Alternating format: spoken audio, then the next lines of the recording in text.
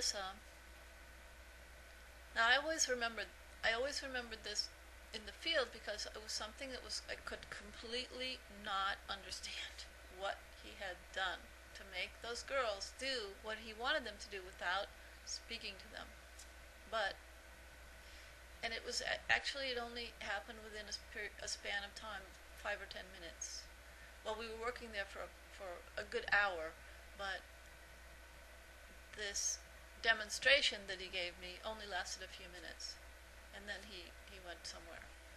But apparently it was enough because it stuck in my mind, stuck within me, in my memory. Okay, this is what happened. Then when we were in Orissa, there was it was a big conference. I think that was when we were training the district organizers. Yeah, it was when we were training the district organizers in Orissa, and all of the Orissa group, all of the life members, and all of the people in Satya Chaitanya movement were there. And it was one night, and the theme of the night was it was talent. What's your talent? So people they were doing singing, dancing, or doing some comedy routines, telling jokes, and this sort of thing. And we were supposed to say something about our talent, tell people what we did or what we did. When it got to Sri Atmananda, he proclaimed that his talent was remote control. And then everybody kind of snickered or laughed, but basically I think most people didn't understand anything. So, but of course, that touched a nerve in me. And I have to say again here, I know all of this stuff. I know it, but in the moment where my consciousness is so clouded and I can't reach to that level of the being, then I don't understand what's going on with my mental being, and frustration comes up in the vital being. So there's a frustration there that the mental being cannot grasp, because that's where I'm living in the moment. Okay? But basically, when I come to the level of the self, everything is clear, and I know exactly what's going on. So it didn't actually surprise me that he said remote control, and for me it was a joke, because at a very, very deep level, I was aware, completely aware of what he was talking about. But on the conscious level, in the surface mind, I didn't know what he was talking about. But yesterday at the ball game, I experienced what he was talking about. And this is what happened. I'm going to tell this story and just put it there and be frank that this is what's going on. I'm not going to make any claims. I'm just going to say it wasn't scientific, but this is what I did. I went to that ball game, and I was stuck because I didn't have my bicycle. Brian had paid $9, so I had a very bad feeling to leave the game and just say, here, I don't need this ticket, but because he can't get his money back. And at first it was interesting because Brian went for the food, and there was no food for me, but he offered to pay for food for me. But there was this anger. I felt an anger that came up in my system of, gosh darn it, you always want to pay for me, and I don't want this. But in actuality, what was coming up was ego.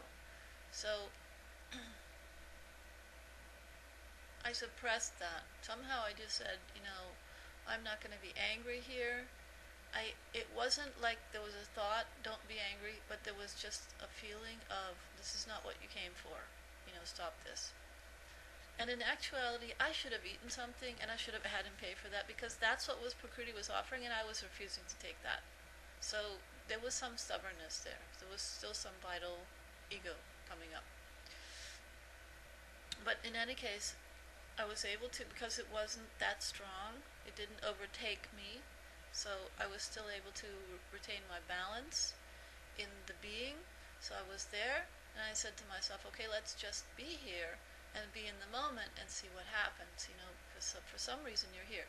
the mind kept going off in this direction of, oh, you've made a mistake, and oh, this and that, and all of these things, and I just kept coming back and saying, okay, but I'm here. So I'm here, I'm going to stay here, and there's something to do here. There's some reason for me to be here.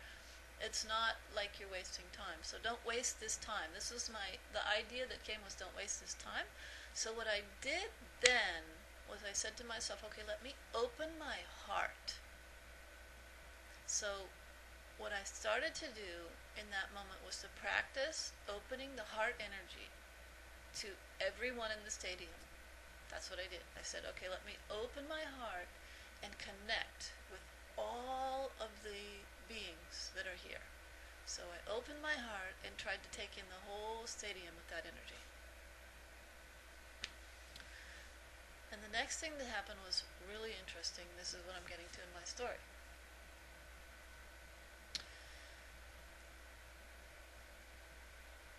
The game was a no-hitter on the home side.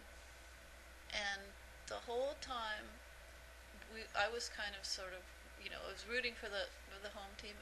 And then I said to myself, why am I rooting for the home team? I don't belong here, and I don't belong anywhere, and there is no home team and away team for me. It's not my thing. So there's no necessity for me to root for anybody. But I was cheering them on, just because Brian was cheering, so I was cheering. And you do kind of get identified if you let the energy of the moment or the crowd energy take you, because of course there's not going to be many people from the away team here. So the home team is cheering for the home side. So I'm rooting for them, and in fact the left-handed pitcher is pitching a no-hitter up until now. It was the top of the 7th inning. And the away team is at bat. So the away team comes up to bat, top of the 7th inning, and it's 4-0. 3 hits on the home team side, and the away team has like 3 or 4 errors, no hits, no runs, nothing. I said to myself, let me see what can be done here.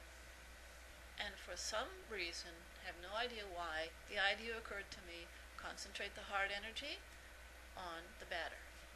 So I went within, concentrated on the heart, opened the heart, looked at the batter, and sent this energy to the batter. What happened? 7th inning, 5 runs. Immediately started hitting. All the batters started hitting, getting men on base. The other team started making errors. Well, I think they made only 1 error actually. Every time I sat there, man would come up to bat, I would concentrate, and I would send love to that batter. Just loving energy, heart energy, staying in the heart. Oh, I have to also mention a really interesting thing that happened, and I think this has something to do with it. The heart energy that I felt when I first started to open to the whole crowd, to everybody, was coming into the I believe that's the 4th chakra, 4th, 5, 6, no. Okay, heart chakra 4, no? Yeah, it's 4. Because, oh yeah, here is 5, 6, 7, correct. Okay, heart chakra. The energy, the cosmic energy that I was feeling in the heart went down to, let's say, 3.5. That was the first thing that I felt. It started to move into the Manipurak chakra, okay? The place where the Raja sits, okay? And I have heard that you can direct energy in other forms. You can transmit rajas through the Manipuraka chakra to any form through the use of a mantra. I'm not going into that technique.